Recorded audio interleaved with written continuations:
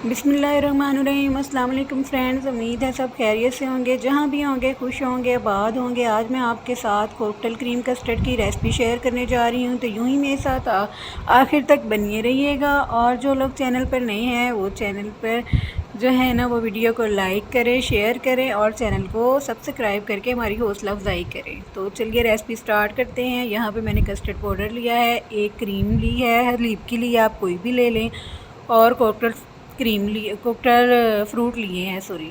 और यहाँ पे मैंने 2 किलो के करीब जो है ना दूध ले लिया है, उसे मैं बॉईल करने चूल्हे पे चढ़ा दिया था। 1 कप के करीब मैंने चीनी ली है। ये मैंने जो है ना कस्टर्ड पाउडर लिया है। यहाँ पे मैं ठंडा दूध इसमें शामिल करूँगी। तकरीबन 1 कप के करीब ठंडा दूध लिया है। 1 किलो दूध में आपने 6 टेबलस्पून कस्टर्ड पाउडर के शामिल करने होते हैं। यहाँ मैंने 12 टेबलस्पून कस्टर्ड पाउडर के शामिल किए हैं और फिर मिक्स करके तो मैं बैटर इसमें शामिल कर रही हूँ। अच्छे से अब हम जल्दी हिला लेंगे, इसको मिक्स करेंगे ताकि हमारे कस्टर्ड में गुठलियाँ ना बन जाएँ। और तब तक पकाएंगे जब तक ये एक अच्छे टेक्सचर में गाढ़ी फॉर्म में ना आ जाए। बहुत ही ये यमी सा कस्टर्ड तैयार होता है, बिल्कुल ऐसे ही जैसे आपने शादियों में खाया होगा। किसी अच्छी शादी में अच्छे रेस्टोरेंट का कस्टर्ड तैयार हो रहा है हमारा। यहाँ मैं इसका टेक्सचर चेक कर रही थी। तकरीबन 10 से 12 मिनट हम इसको पकाएंगे हल्की आंच पे।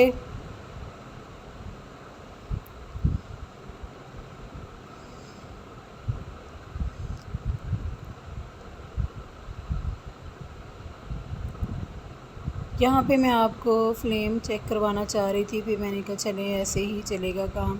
और ये मैंने यहाँ पे फ़्रूट निकाल लिया है, इसका हमने पानी नहीं लेना।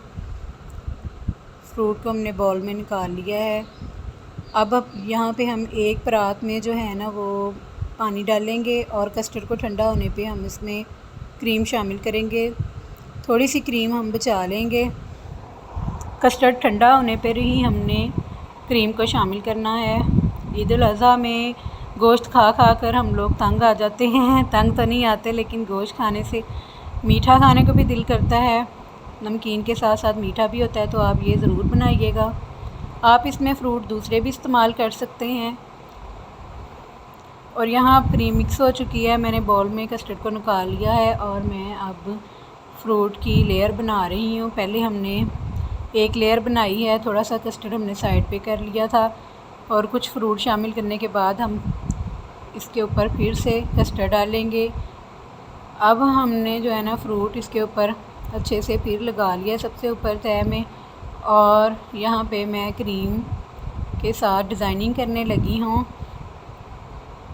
बहुत अच्छे से डिज़ाइनिंग मेरे से नहीं हो पाई क्योंकि एक हाथ में मेरे कैमरा था। ये फोक की मदद से, जो घर में आम फोक होते हैं, कांटे होते हैं, उसकी मदद से हम ऐसे कस्टर्ड के ऊपर डिज़ाइनिंग कर लेंगे। बहुत ही मज़ेदार आपके सामने ये यमी कस्टर्ड मेरा तैयार है। तो उम्मीद है आपको मेरी ये रेसिपी पसंद आई होगी। बनाकर ज़रूर ट्राई कीजिएगा और अच्छा सा कमेंट ज़रूर दीजिएगा, अपना फ़ीडबैक दीजिएगा। दुआओं में याद रखिएगा। इंशाल्लाह किसी नई रेसिपी के साथ फिर से हाज़िर होंगी। अल्लाह हाफ़िज़।